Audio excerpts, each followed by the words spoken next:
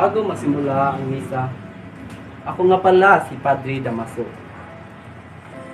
Pinakamagaling na tagapagsalita ng Diyos. Walang tutulad sa aking galing. Pasalamat kayo at hulog ako ng langit sa inyo para iligtas kayong mga Indio. Kayong mga Indio, maninigas ang mga ulo ninyo. Kailangan niyong magbalik ng loob sa Diyos.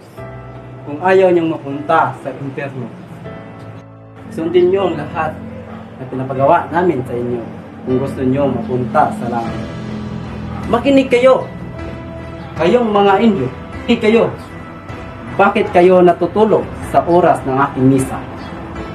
Bakit hindi ka nakikinig sa aking sermon? Ayaw kong may natutulog. Naiintindihan niyo ba? Naiintindihan niyo?